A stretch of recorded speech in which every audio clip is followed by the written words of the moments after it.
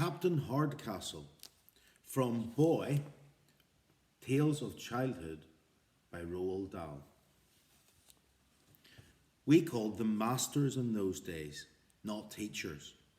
And at St. Peter's, the one I feared most of all, apart from the headmaster, was Captain Hardcastle. This man was slim and wiry, and he played football.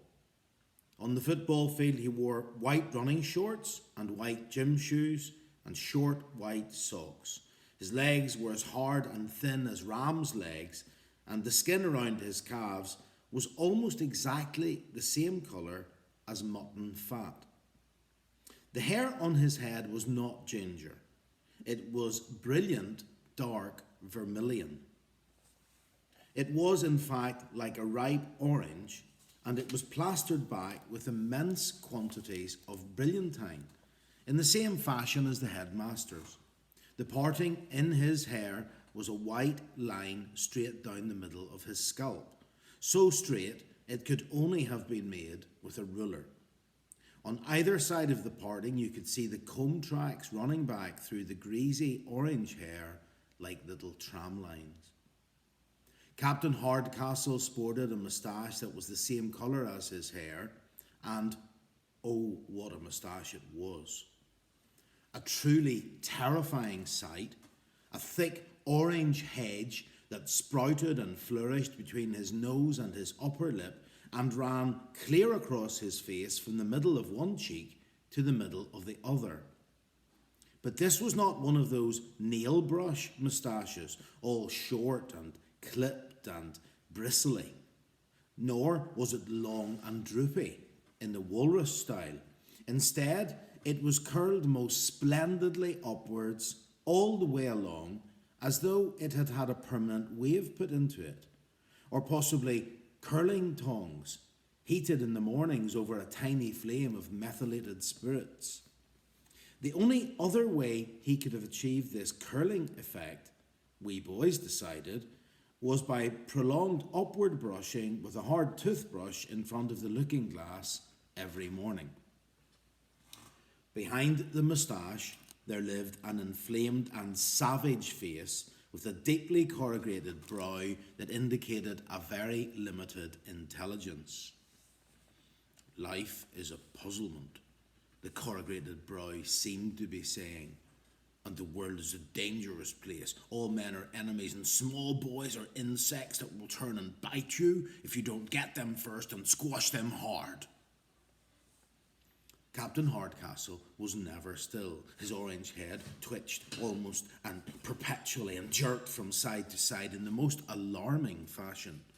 And each twitch was accompanied by a little grunt that came out of his nostrils. He had been a soldier in the army in the Great War, and that, of course, was how he had received his title.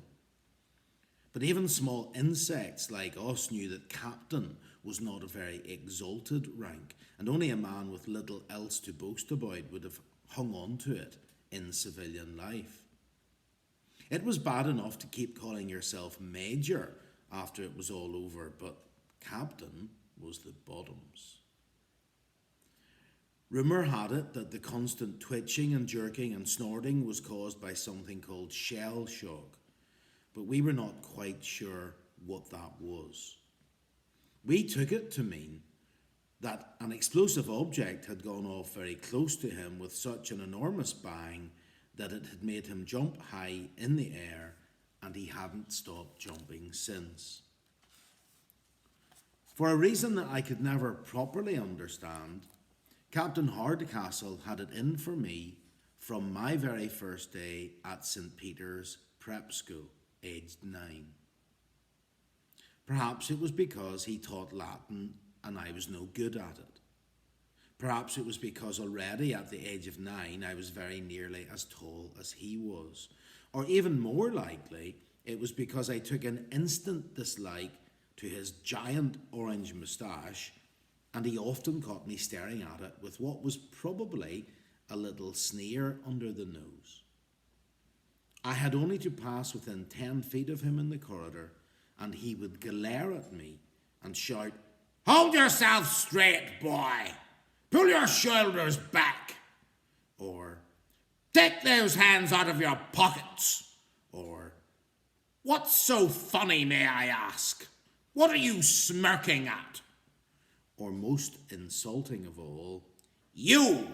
What's your name? Get on with your work." I knew, therefore, that it was only a matter of time before the gallant captain nailed me good and proper. The crunch came during my second term, when I was exactly 9.5, and it happened during evening prep. Every weekday evening, the whole school would sit for 1 hour in the main hall between 6 and 7 o'clock to do prep. The master on duty for the week would be in charge of prep, which meant that he sat high up on a dais at the top end of the hall and kept order. Some masters read a book while taking prep, and some corrected exercises, but not Captain Hardcastle. He would sit up there on the dais, twitching and grunting, and never once would he look down at his desk. His small, milky blue eyes would rove the hall for the full 60 minutes, searching for trouble, and heaven help the boy who caused it.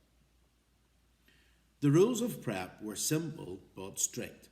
You were forbidden to look up from your work, and you were forbidden to talk. That was all there was to it, but it left you precious little leeway. In extreme circumstances, and I never knew what these were, you could put your hand up and wait until you were asked to speak, but you had better be awfully sure that the circumstances were extreme. Only twice during my 4 years at St. Peter's did I see a boy putting up his hand during prep. The first one went like this. "What is it?" "Please, sir, may I be excused to go to the lavatory?" "Certainly not. You should have gone before." But sir, please, sir, I didn't want to go before. I didn't know." "Whose fault was that? Get on with your work." "But sir, oh sir, please, sir, let me go." "One more word out of you and you'll be in trouble." Naturally, the poor boy dirtied his pants, which caused a storm later on upstairs with the matron. On the second occasion, I remember clearly that it was a summer term, and the boy who put his hand up was called Braithwaite.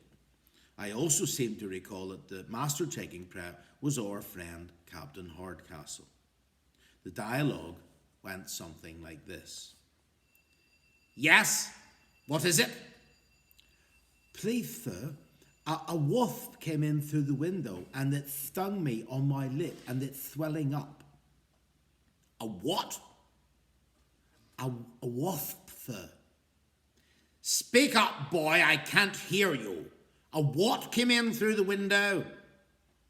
"It's hard to speak up, sir, with my lip all swelling up." "With your what all swelling up? Are you trying to be funny?"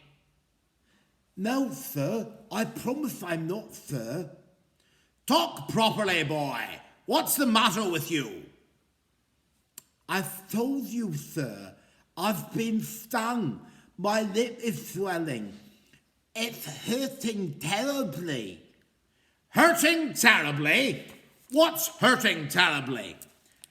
"My lip, sir. It's getting bigger and bigger." "What prep are you doing tonight?" "French verbs, sir. We have to write them out." "Do you write with your lip?" "No, sir, I don't, sir, but you see, all I see is that you're making an infernal noise and disturbing everybody in the room. Now, get on with your work."